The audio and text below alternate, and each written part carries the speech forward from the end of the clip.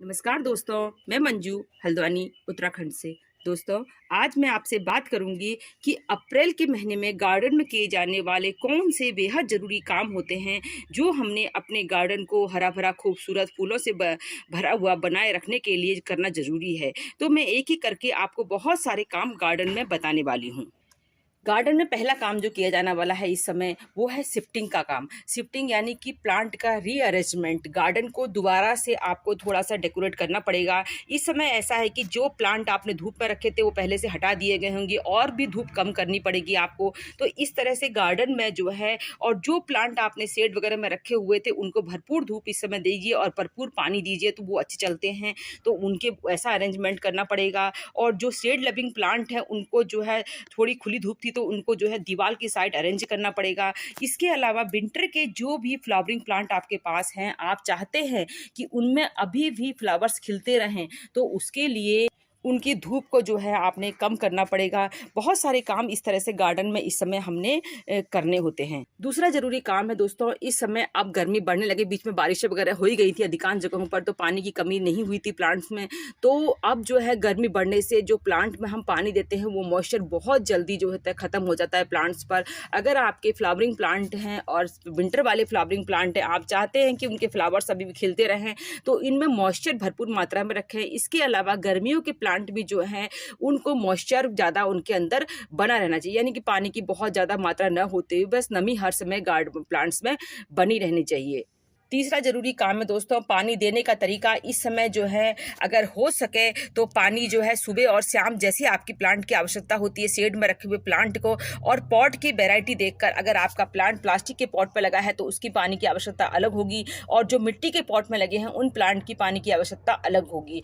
जो मिट्टी वाले पॉट हैं उनमें पानी थोड़ा ज़्यादा लगता है क्योंकि वो पानी जो है छिद्रों से उड़ जाता है, और जो प्लास्टिक के पॉट होते हैं उनमें अगर आपने प्लांट लगा रखे हैं तो उनमें भी भरपूर मात्रा में पानी न दें। उनको देख लें कि उनकी जो सॉइल है वो सूखी है कि नहीं ऊपर से, तभी उनमें दोबारा से पानी दें। क्योंकि कई बार इस समय हम समझते हैं कि गर्मियाँ बहुत बढ़ गई हैं और हम पानी ज़्यादा देने लग जाते हैं, तो हमारे प्लांट जो है फंगस के अटैक से, यानी कि पानी उनके अंदर रुका रहता है हर समय, उससे भी ख़त्म होते हैं। नेक्स्ट काम है पानी देने का टाइम। अब जो है आप दिन के समय पानी ना दें, पानी जो है सुबह और जो है शाम के समय जो है 5 बजे के बाद, 5-6 बजे के बाद ही देना चाहिए। नेक्स्ट ज़रूरी काम है, इस समय जो है गार्डन में पानी की बकेट वगैरह भर के रखनी चाहिए, क्योंकि हम प्लांट को कितना भी पानी दें और पानी देने के बाद जब हम वहाँ से बाद में निकलते हैं हमें एक आध प्लांट ज़रूर फिर भी हमारे प्लांट में मॉइस्चर कम दिखता है, सूखा दिख जाता है पाइप से जब पानी दिया जाता है। तो इसलिए जो है बकेट में अगर पानी होता है तो आप थोड़ा सा पानी उस प्लांट में, पर्टिकुलर प्लांट जिसकी नीड है, उसको दे सकते हैं। नेक्स्ट ज़रूरी काम जो हमने करना चाहिए दोस्तों, अब जो है जब हम पानी ज़्यादा प्लांट को देते हैं तो उनमें क्या होता है कि जो सॉइल होती है पॉट की वो हार्ड होने लग जाती है। इसलिए टाइम टाइम से अपने प्लांट की गुड़ाई वगैरह ज़्यादा करनी पड़ेगी इस समय। अब तो हर 10 दिन के अंतराल से अपने प्लांटर की आप गुड़ाई वगैरह करें। गुड़ाई करने के बाद जो भी वीड्स वगैरह निकलते हैं उनको या तो आप सॉइल में दबा दीजिए या फिर जो है उनको अपनी कंपोस्ट बिन में डालें। प्लांट की सॉइल पे मॉइस्चर को बनाए रखने के लिए उन्हें बहुत सारे काम करने पड़ेंगे। जितने भी आप जो है सूखे फूल होते हैं अपने प्लांट से हटाएँगे तो उनको उसी में ही प्लांटर पे छोड़ दीजिए। जिस दिन गुड़ाई करते हैं ऊपर से हटा के गुड़ाई करें। उससे जो होता है प्लांट पे मॉइस्चर बना रहता है, उसका पानी एकदम उड़ता नहीं है। इसके अलावा जो भी पत्ते, सूखे पत्ते, पीले पत्ते वगैरह या सूखे फूल हम डालते हैं तो उनके जब पानी डालते हैं प्लांट में तो उनमें से जो भी लिक्विड निकलता है वो प्लांट के लिए नेचुरल रूप से खाद का काम करता है। तो इसलिए जो है सूखे फूल वगैरह बाहर नहीं फेंकने हैं, अब जो है प्लांटर में ही डाल देने हैं। प्लांटर जो है धूप में रखा होना चाहिए, मतलब सुबह की अच्छी खासी धूप मिल रही है उन प्लांट्स को। ऐसा नहीं कि इंडोर प्लांट में इन चीज़ों को हम डाल दें, क्योंकि इंडोर में इतनी धूप नहीं आती है, वहाँ पर फंगस का अटैक का डर अभी भी रहता है। पर जो हमारे प्लांट बाहर रखे हुए हैं उनमें बिल्कुल फंगस का डर नहीं रहता। दोस्तों, सर्दियों के प्लांट अभी हमारे पास कुछ बने हैं, कुछ में फ्लावर ख़त्म हो रहे हैं और कुछ में सीड फॉर्मेशन हो रहा है। तो अपने प्लांट से इस समय जो है आप विंटर के सीड ज़रूर कलेक्ट कर लें। तरह तरह के जितने भी आपके प्लांट लगे हुए हैं सीड कलेक्ट करें और जो है अक्टूबर के महीने में आप ग्रो करें। इससे बहुत एक्सपीरियंस गेन होता है और जो हमारे प्लांट की नीड होती है, पैसा भी बचता है और बहुत अच्छा एक्सपीरियंस हमको मिलता है। तो इसलिए कहीं से भी सीड मिलते हैं, मैंने एक बार वीडियो बनाया था पूरा।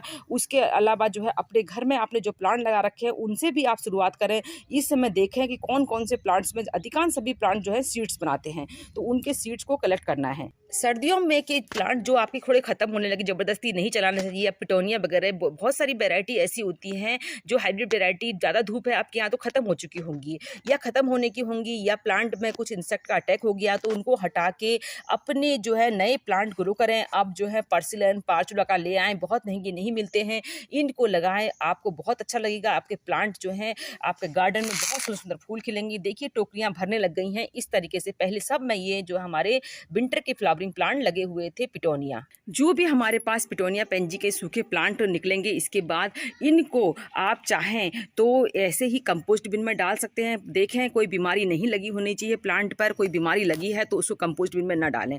इसके अलावा आप जो है इनको थोड़ा सा 2 दिन भी ड्राई कर देते हैं, धूप में डाल देते हैं, तो ये एकदम बिल्कुल सूख जाते हैं। और इनको आप सर्दी जो हम गर्मियों के पॉट बना रहे हैं, पॉट में किसी भी पॉट, प्लांट नए पॉट को भर रहे हैं तो उसके नीचे रख दीजिए, तो बहुत अच्छी ये कंपोस्टिंग का काम करते हैं। और कोई सीड्स वगैरह होंगे तो नेक्स्ट ईयर ये अपने आप भी ग्रो हो जाते हैं। इसके अलावा दोस्तों अपने सेकुलेंट की विशेष केयर करनी है। सेकुलेंट हो चाहे और प्लांट हो जिनमें आपको लगता है कि मॉइस्चर बहुत बनाए रखना है और इनको ज़्यादा पानी नहीं देना है, ये नहीं कि और प्लांट को पानी दे रहे हैं इनको भी बहुत पानी दे दिया। इनकी जो है सुबह सुबह की इनको धूप दीजिए और इन पर जो है मॉइस्चर बनाने के लिए स्प्रे वगैरह जरूर करें। मनी प्लांट वगैरह की कोई भी वैरायटी हो उनको जो है भरपूर धूप से बचाएं, नहीं तो पत्ते उसके जल जाएंगे। और जो है उन पर स्प्रे जैसे मैंने बताया उसका जो है सिंपल पानी का भी स्प्रे करें, ठंडे पानी का भी, ठंडा पानी हो सके तो वो डाल दें। और दोस्तों इस समय जब पानी देंगे अब जो है टंकियों में जो है सिंटेक्स की टंकी से लगा के नहीं देना चाहिए, क्योंकि बहुत तेज गर्म होता है, इसलिए अर्ली मॉर्निंग और जो है इवनिंग में देने का समय बना लेना चाहिए। गर्मियों के प्लांट नर्सरी में बहुत सारे आने लग गए हैं, तो अब जो है जो आपके पॉट खाली हो रहे हैं उनमें अभी से आप प्लांट लाके अपने यहाँ ग्रो करें, जिससे कि ये अच्छी ग्रोथ कर सकें। और टाइम टाइम से इनको रिपोर्ट करें, पिंचिंग करें, तब ये प्लांट जो हैं घने होंगे। फरवरी मार्च में आपने जो भी सीडलिंग ग्रो करी होंगी सब ग्रो हो गई होंगी, जिसकी भी होनी होंगी, तो ये जो है उनको रिपोर्ट कर दें। उनको फिलहाल छोटे छोटे पॉट में लगाएं, छोटे छोटे नर्सरी के जो बैग होते हैं, मैं तो इसी में ग्रो करती हूँ, आपके पास ऐसे नहीं है तो एक पॉट में 2-3 प्लांट इस तरह से आप लगा सकते हैं। तो इनको रिपोर्ट करने का काम इस समय बहुत जरूरी का। अगर आपकी सीडलिंग अभी भी ट्रे पे ही चल रही होगी तो कुछ दिन में ही वो बेकार हो जाएगी, उस पर छोटे में ही सिंगल फूल आएंगे और वो सीडलिंग जो होती है वो खराब हो जाती है। फूलों के अलावा सब्जियों वाले प्लांट भी जरूर ग्रो कर लेना चाहिए। भिंडी वगैरह मैंने तो लगा दी हैं, अगर आपने नहीं लगाई हैं तो अभी भी लगा लें। और इसके अलावा जो बेल वाले प्लांट होते हैं सब्जियों के, उनको भी आप या तो नर्सरी से ले आए या अभी भी आप उनकी सीडलिंग कर सकते हैं। दोस्तों सर्दियों के फूल तो हमारे गार्डन में भी खिलेंगे, तो इनको जो है या तो आपके विंटर फ्लावरिंग प्लांट जो भी खिल रहे हैं, इस समय इंसेक्ट का अटैक बहुत तेज़ी से होता है। मिली बग है, लीफ माइनर है, ये सब बीमारियां बहुत तेज़ी से ग्रोथ करती हैं। तो अपने प्लांट पर इस समय जो भी आप खाद दे देते हैं, लिक्विड फर्टिलाइजर दे रहे हैं या सिंपल पानी भी दे रहे हैं पॉट में, कभी डिब्बे से वगैरह से दे रहे हैं, उसमें थोड़ी सी हल्दी मिला दें, तो जो है चींटियों के अटैक से आपके प्लांट बचेंगे। अब चींटियाँ वगैरह भी गार्डन में काफ़ी आने लग जाएंगी। और इसके अलावा जो है आपको फंगस के अटैक से हल्दी आपके प्लांट को बचाएगी। और इसके अलावा नीम के ऑयल का स्प्रे करने की अपनी आदत को इस समय हमने ज़रूर बना लेना चाहिए। और नीम ऑयल का स्प्रे सुबह की बजाय आपको शाम को समय करना चाहिए। शाम के समय करने से रात भर की ठंडक उन प्लांट को मिल जाती है और प्लांट जो है हमारे सर्वाइव करने जाते हैं। जहाँ तहाँ गार्डन में बहुत सारे आपको इस समय प्लांट मिल जाते हैं इधर उधर, तो वो जो है क्योंकि खुद ग्रो हुए होते हैं, इसी तरह से सीड वगैरह गिरे रहते हैं, तो उनको निकाल के जो भी पॉट खाली हो रहे हैं पर्टिकुलर उनको प्लेस देने लग जाएँ, तो उससे ये बहुत तेज़ी से आप प्लांट ग्रोथ करेंगे। सर्दियों की सीडलिंग संभालने के साथ जो हमारे सीड्स संभालने के साथ साथ दोस्तों हमने प्लांट भी संभालने पड़ेंगे।